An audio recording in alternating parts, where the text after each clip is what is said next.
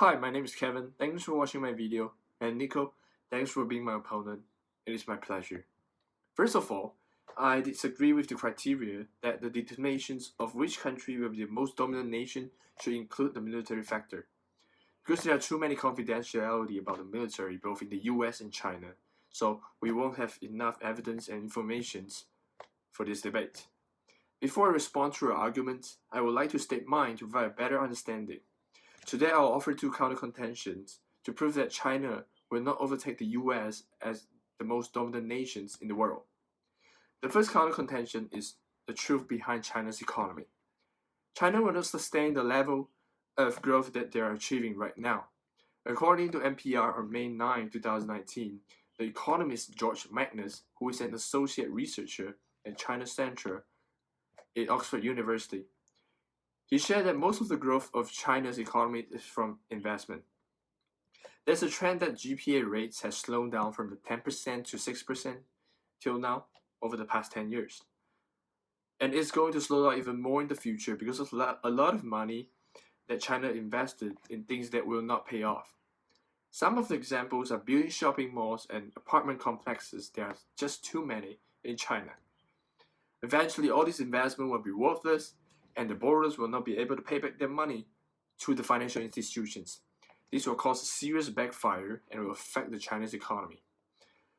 The reason why China's economy has risen drastically over the past 2 decades is that China is a developing country. After Mao Zedong dictatorship, China then started to develop its country and open to the public, open to the foreign countries in year 1972. It is normal to see a higher rate of GPA for the developing country, but once the country's basic infrastructures has finished built up, it is very difficult to compare who has a powerful economy. Furthermore, China has put too much money in worthless investment. Along the way, we can see the economy will definitely drop.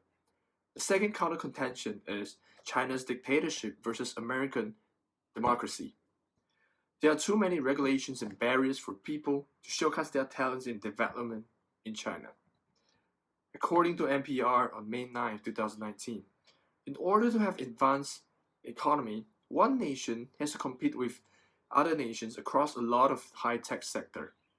However, the dictatorship in China restricted people to develop the technology and must follow the authority, even though the strategies from the authority will not be effective. Although China plans to invest $1.5 trillion in technology for the next 5 years, of course, they might be able to compete the US in certain fields in the technology such as AI and green energy because they are really good at that. But there is still doubts that China can overtake the world like the US does because they don't allow their people to fully showcase their talent like the American does. So as for these two counter contention, I object that China will eventually overtake the US as the most dominant nations in the world. And now let's get back to Nico's argument. Her first argument is China's developing economy. She mentioned that China 25 years ago, the economy was smaller than the size of the Italy. And now it has become 24 times bigger and stronger and ranked the second in the world just behind America. Well, according to my first counter contention, China is a developing country back then until now. And also due to the large populations, the GPA looks good. Also, there are evidence shows that they will have backfire because they put a lot of money into real estate development that are not worth investing for.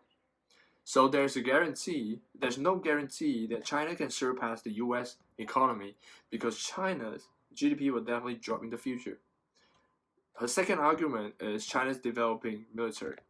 She mentioned that the Pentagon reviewed the strengths of the China military can defeat America's confrontations along its border.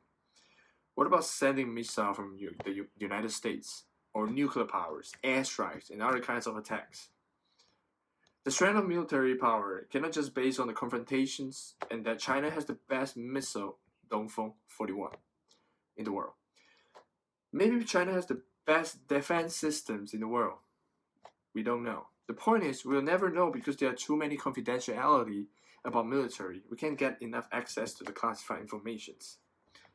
The third argument is China's developing technology. Indeed, China has been benefited by the American aids, and they even stole Americans' intellectual property such as F-35 Joint Strike Fighters. But America has taken actions to avoid these incidents from happening again. The best example is President Trump's deported many suspicious students from China and stricken the immigration rules to China's citizens.